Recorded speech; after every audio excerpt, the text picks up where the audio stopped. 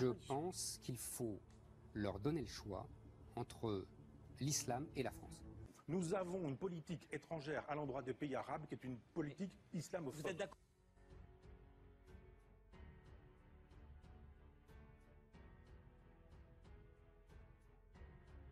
Donc moi, si j'ai envie de ne pas aimer l'islam, c'est mes oignons. Le voile qui interdit aux femmes d'être ce qu'elles sont restera pour moi et doit rester pour la République un combat essentiel. Toutes les cultures et toutes les pratiques n'ont pas le droit au respect. Non. Il ne faut pas avoir peur. Et il ne faut pas avoir peur de se faire traiter d'islamophobe. Concernant Ménel, oui. Dites la vérité. Oui, moi oui. Vous trouvez pas le voile. Non. Pas la chanson en arabe, même si je trouve que par les temps qui courent, ça ne posait peut-être pas nécessairement. Le problème avec certaines manifestations de l'islam, quand l'islam est majoritaire, excusez-moi, c'est un désastre. Mais c'est marrant, on dirait que vous n'avez pas la télévision, que vous ne voyez pas ce qui se passe dans le monde. L'islam fait peur à une partie des Français. Est-ce que vous le comprenez? Est-ce que vous comprenez que certains de nos concitoyens aient peur de l'islam? Je pense que quand il y a un acte antisémite qui se produit, il y a en effet des voix qui s'élèvent et la mienne, on peut la mettre dans le pot, il n'y a aucun problème pour dénoncer ce type d'acte antisémite. Il y a quelques semaines, silencieuse des musulmans. Voilà, il y a quelques semaines, par exemple, un homme a brandi un fusil à la sortie d'une mosquée à un moment donné où il y avait une fête religieuse. Ça n'a fait s'élever aucune voix. Plus on donnera la parole à des gens comme vous, et plus ce sera le discours dominant, plus vous aurez des problèmes dans les classes. D'accord. Il y a une femme qui portait un niqab, il y a un type qui l'a tabassée à coups de bâton parce qu'elle portait un niqab, ça ne fait s'élever aucune voix. Il faut être des professionnels de la lutte contre le racisme, il faut être des professionnels du droit, il faut être des professionnels de la psychologie collective, il faut être des professionnels. Je veux dire, quand vous lisez les livres sur la façon dont les gens ont été traités en Algérie, mais vous comprenez comment il y en a qui pensent aujourd'hui. Il y a des gens que pendant des siècles, ils ne pouvaient même pas imaginer qu'un arabe pense. Moi, je suis là pour faire des diagnostics sur la société, et notamment sur cette maladie française du reste à ta place. Cette maladie française, tu sais, du liberté, égalité, fraternité, non, reste à ta place. Frontalement, ça l'arabe, ça m'est arrivé plein de fois. Mais comprenez, mais vous pensez, vous pouvez en rigoler, c'est un traumatisme pour certains. Le traumatisme des puissants, c'est de voir les colonisés parler avec la même puissance, et mieux qu'eux encore. Mais c'est des paroles de colonisateurs. L'un des éléments qui leur permet de résister, c'est le livre. Il suffit d'étudier l'histoire et d'analyser la situation géopolitique aujourd'hui dans le monde pour comprendre qu'il y a une minorité d'individus assoiffés de pouvoir et de matière qui ne cessent, et ils ne cesseront, comme dit le Coran, jusqu'à la fin des temps, de semer la désolation sur terre, de répandre le sang, de maintenir ce rapport de force entre les dominants et les dominés. Il y a une minorité d'individus qui ne cesseront de faire pression sur vous, pression psychologique et pression matérielle, jusqu'à ce que vous abandonniez ce que vous avez de plus cher, c'est-à-dire vos convictions, vos croyances. Je pense qu'il faut leur donner le choix entre l'islam et la France. Et l'objectif essentiel, c'est d'entretenir ce climat d'islamophobie, de peur envers l'islam et les musulmans. Ils allument le feu de la guerre, ils allument la mèche entre le musulman et le non-musulman, qui est devenu le rempart, qui est devenu une religion qui résiste à la domination, à la soumission de l'être humain. Il faut pousser les non-musulmans à avoir peur de l'islam et à leur faire croire que le problème de la France, c'est le burkini, c'est le voile, c'est la mosquée, c'est le halal, et ainsi de suite. Ces politiciens voyous qui vous manipulent. L'une des façons les plus immédiates de pouvoir avoir de l'emprise sur la population, c'est une division, c'est entretenir les tensions. Parmi les colonisateurs les plus efficaces, il y avait une chose qui était très importante en termes psychologiques, en termes politiques aussi, en termes de pouvoir. Il fallait séparer, il fallait mettre à distance les musulmans de leurs livres. C'est trop facile de reprocher au diable de faire son travail. D'ailleurs, reprochez-lui ce que vous voulez, il ne s'arrêtera jamais. Satan, c'est Lucifer, Satan, c'est le porteur de lumière, Satan, c'est celui qui a donné aux hommes les arts et les lettres que Dieu avait tenus enfermés sous 7 sceaux, sous des sceaux. Et donc, Satan, c'est d'une certaine manière l'intelligence, c'est la clairvoyance, c'est la pénétration, c'est tout ça, Satan. Alors... Tant qu'il est vivant, il ne cessera de nous égarer. Ce qu'on est en train de vivre, c'est ce qu'a vécu la communauté israélite, juive, dans les années 30. On les a diabolisés, on les a accusés de tous les maux. Et vous savez comment ça s'est terminé? Un génocide. L'Occident est l'ennemi, sera toujours l'ennemi du peuple du monde arabe. 2700 perquisitions sans autorisation judiciaire pour seulement 2 ouvertures d'informations judiciaires en lien avec des actes terroristes. La France a apporté une réponse liberticide aux attentats de novembre 2015. L'organisation accuse même la France de stigmatiser une partie de sa population. Des adversités intérieures. Il va y avoir des gens qui sont prêts à solder l'islam pour être reconnus socialement. Et puis il va y avoir des gens qui vont vous attaquer parce qu'ils sentent dans votre autonomie un danger. Il faut se préparer à ça. Il y a des médias qui tordent les réalités. Nous avons un devoir de rectification.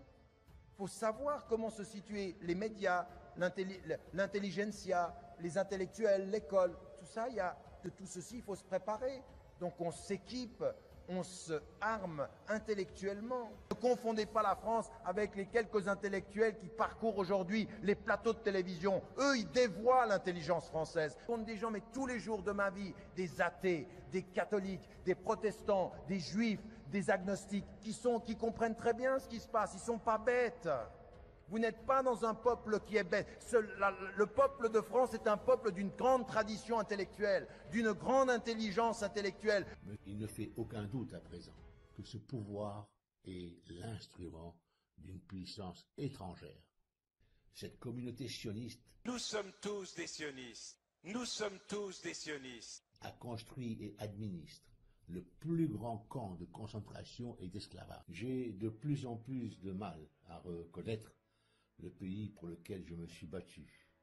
Peut-être une réalité calquée sur Tel Aviv ou Jérusalem, ou encore que vous soyez attaché à une communauté israélite. À tous ces Israéliens qui parlent français, et ils sont nombreux, à la tête de l'État, à la tête de l'État, à la tête de l'État. Cependant, sachez, et cela ne vous a certainement pas échappé, que de plus en plus de citoyens sont exacerbés par vos propos, votre obstination à soutenir une communauté qui prend graduellement plus de place dans l'appareil d'État, dans les médias, dans l'ensemble des systèmes importants qui se révèlent dans l'esprit populaire comme ayant plus de droits que les autres communautés, y compris les Français de souche. Pensez-vous un jour, monsieur le ministre, interdire le Talmud dans les écoles qui se trouvent sur le territoire national, territoire français? 12 volumes dans lesquels se trouvent les écrits les plus monstrueux que l'humanité n'ait jamais produits. Écrits racistes, discriminatoires, hautement inhumains, dans lequel, entre autres, nous sommes qualifiés de sous-race et comparés à des animaux, et bien d'autres choses innommables, qui heurteraient même les oreilles d'un sourd, par le mensonge, par la peur. Assassinat, torture, atteinte aux droits de l'homme, et j'en passe. Et qui plus est, cette communauté commet un génocide, et ceci, sous le regard et dans un silence de plomb, en vous observant. Vous et ce gouvernement, j'éprouve de la honte et un profond dégoût. Comment avons-nous fait pour chuter si bas? Rome a vécu, et comme la Rome antique, vous ne survivrez pas. J'ouvre la bouche, tu me dis, tu ricanes, et ça c'est du débat, tu te fous de ma gueule. Alors. Ton mépris des femmes commence à être pénible. Repentance, monsieur aime la repentance, monsieur aime la diversité, sauf pour les idées, vous aimez la repentance, vous pensez qu'on va aider, Moi, j'ai parlé de réparation. vous pensez qu'on va aider.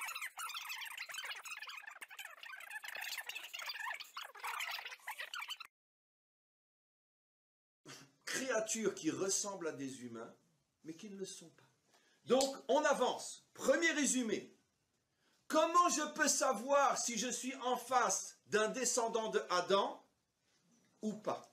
Et a revêtu une forme humaine, mais ne sont bien sûr pas des humains, puisqu'au départ, ce ne sont pas des humains. Simplement qu'en descendant dans ce monde, ils ont été obligés de se vêtir de l'habit qui permet à une énergie de vivre dans ce monde. Le fondateur de la lignée adamique, mais pas tout ce qui ressemble à un humain est un homme qui vient de la lignée adamique Et il y a, entre la lignée adamique, dont j'espère que nous faisons partie, et les animaux, il y a des créatures intermédiaires qui n'ont rien à voir avec Adam, qui ne sont pas vraiment des animaux parce qu'ils ne marchent pas à quatre pattes, mais qui ne sont pas non plus des humains dans le sens thoraïque du terme. يتكلمون بألسنتنا وفي رواية مسلم قال قلوب الشياطين في جثمان إنس. Vous êtes les enfants de votre père, ce diable! Et vous voulez obéir au désir de votre père! Depuis le commencement, ça a été un meurtrier. Et il n'a jamais été proche de la vérité. Parce qu'il n'y a pas de vérité en lui. Parce que c'est un menteur et le père de tous les menteurs. L'islamophobie, c'est la haine ou la peur de l'islam, des musulmans. Mais on peut dire que l'islamophobie a aujourd'hui une autre connotation. C'est finalement le rejet des musulmans. Quand on attaque une jeune femme dans la rue parce qu'elle porte un foulard, c'est bien parce qu'elle est musulmane et qu'elle affiche sa foi qu'on l'attaque et qu'on l'agresse physiquement, y compris dans des choses très difficiles. Il y a bien sûr un peu cette contradiction sémantique. Si on dit qu'au nom de la lutte contre l'islamophobie, il est interdit de critiquer l'islam, c'est une erreur, et je revendique le droit de critiquer l'islam. Mais si par contre la lutte contre l'islamophobie, c'est d'interdire de s'attaquer aux gens parce qu'ils se revendiquent dans l'espace public comme musulmans, je pense que là, eh bien, c'est accepter le racisme que de refuser le terme. Certains responsables politiques estiment qu'ils vont faire grossir leur pelote électorale s'ils s'attaquent aux musulmans. Je ne sais pas s'il y a un vote musulman, mais en tous les cas, il est clair qu'il y a un vote anti-musulman auprès duquel de nombreux responsables courent et auprès duquel de nombreux médias courent également. On l'a vu récemment avec l'affaire du Burkini, ça a été un tollé général dans le monde. Et moi, ce qui me fait un peu peur et ce qui m'inquiète, c'est la dégradation de notre image à l'étranger. Je crois que c'est le symbole que vous êtes un peu plus lucide que vos aînés et que vous avez compris effectivement que nous n'étions pas en démocratie. Il est clair, et je le constate dans mes déplacements, dans les différents contacts avec l'ensemble des ambassadeurs étrangers, des contacts étrangers ou de nos propres représentants à l'étranger, l'image de la France s'est dégradée et parce que nous passons pour intolérants globalement à l'égard de l'islam. Strasbourg condamne régulièrement la France. La Cour européenne de sauvegarde des droits de l'homme condamne régulièrement la France. C'est le pays le plus condamné. Alors, on va refaire l'histoire, hein, il n'aurait jamais fallu faire toutes ces guerres que nous avons faites parce qu'aujourd'hui, nous avons déclaré la guerre à des gens qui nous la font.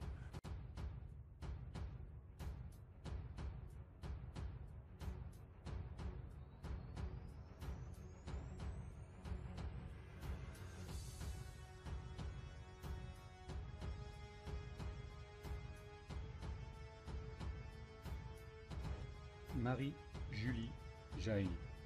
C'est l'une des plus célèbres voyantes de tous les temps. La France sera envahie par des peuples étrangers sans cœur et sans pitié. Ils déchireront ses enfants, abattront ses enceintes. La France deviendra le repère d'un grand nombre d'étrangers qui écouteront si l'horloge de la sentence ne va pas bientôt sonner. Lors de cette heure terrible, les étrangers, dont le désir est rempli d'une violence qui ne se possède pas, seront maîtres en France. Dès la nouvelle du fatal événement, leurs oreilles ne seront pas sourdes. Pendant cette lutte première, en toute l'étendue de la France, il y aura liberté pour tout. Il n'y aura plus de captifs retenus pour crime. Ils vont faire expulser de France les soldats français. Une grande partie va retomber dans ces lieux où ils ont tant souffert, où ils ont été réduits à la misère.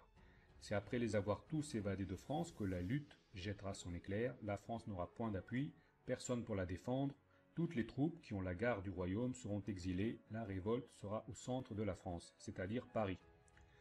La mortelle crise révolutionnaire durera 4 semaines, ni un jour de plus, ni un jour de moins, mais l'étendue sera immense.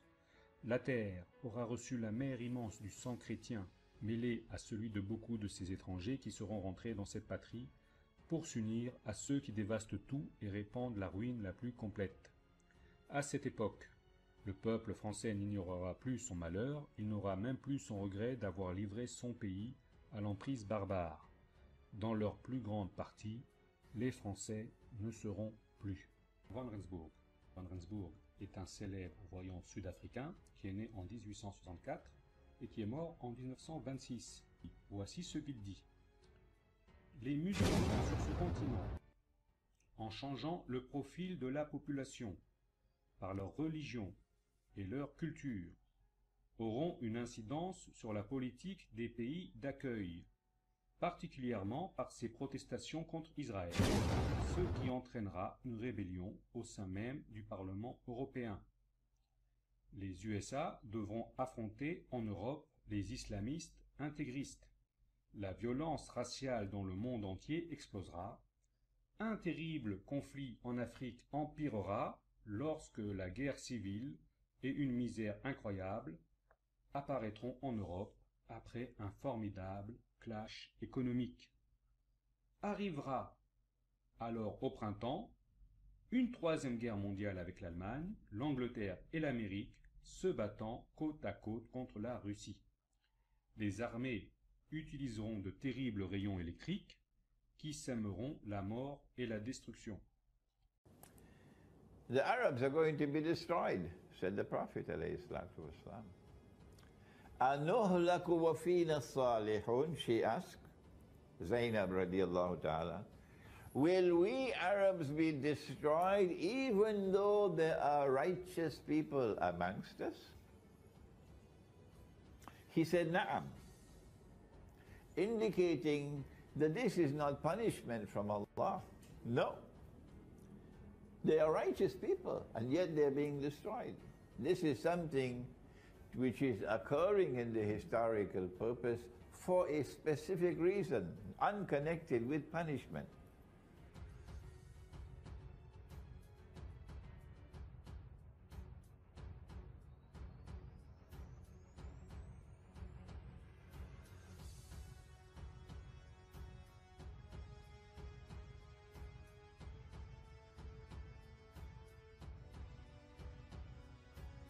Dernièrement, permettez-moi de vous rappeler une affaire.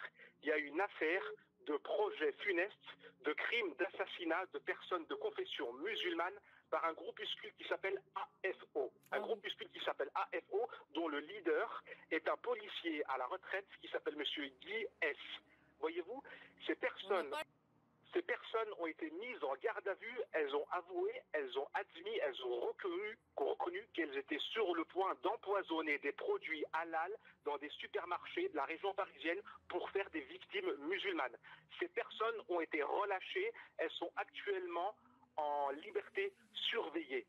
Tariq Ramadan a un dossier qui est vide, il ne représente aucun danger pour les victimes, soi-disant, le juge des libertés et de la détention a décidé de le maintenir. Pourquoi? Parce qu'il représentait un danger. C'est de la connerie. On a des gens qui avouent qu'ils sont sur le point de tuer d'autres personnes, on les laisse en liberté. Par ailleurs, ces gens ont suivi des formations dans le maniement d'explosifs et dans le fait de manier les armes. C'est-à-dire, on a du concret là. On a des gens qui étaient prêts à passer à l'action et qui l'ont reconnu. Ils sont en liberté. Ils ont été mis en liberté surveillée. Et Tariq Ramadan, qui n'a rien fait, qui a un dossier vide, qui représente aucun danger. Comment est-ce qu'un homme avec un déambulateur peut-il représenter un danger pour Christelle ou bien pour Ndaya ou pour d'autres? Absolument aucun, voyez-vous.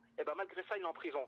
On se fout de nos gueules. La justice française se fout de nos gueules. L'objectif est tout simplement de faire voir aux musulmans qu'on les met à l'amende en France, d'accord? Qu'on décide pour eux. Et nous, on est là, on est désespérés face à ça, on comprend pas. Nous, on fait confiance à Dieu et à la justice de ce pays. Or, le problème, c'est que la justice de ce pays, elle ne s'applique pas pour nous, elle nous crache même dessus, voyez-vous. C'est ça que je reproche à la France. La France se targue, se vante d'être le pays défenseur et garant des droits de l'homme et du citoyen. Or, cette affaire Ramadan nous prouve le contraire.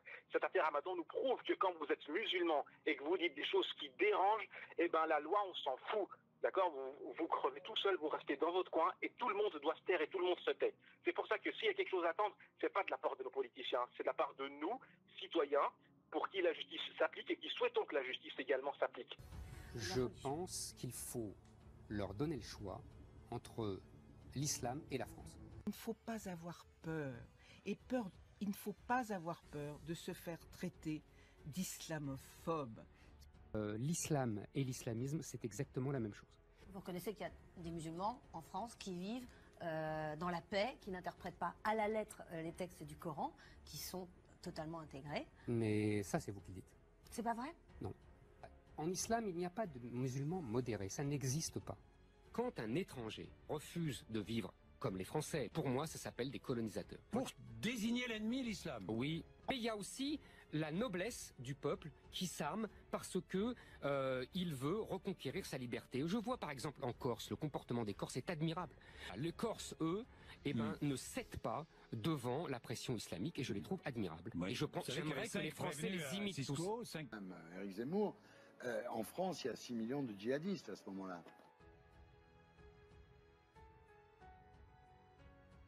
Il y a en France des centaines de Saint-Denis et de Molenbeek. Pour l'instant, on confine l'armée dans un rôle scandaleux de gardiennage, de protection des édifices religieux, etc.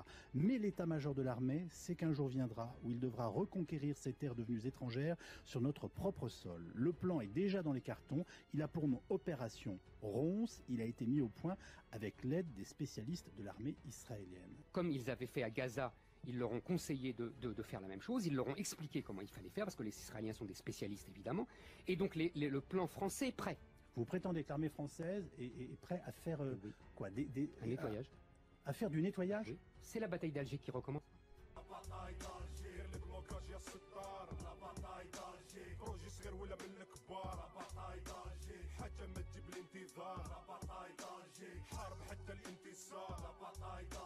jamais تطفى فينا النار لا باتاي دالجي تسمع بينا في الاخبار لا باتاي دالجي متروطوار لي زوسكار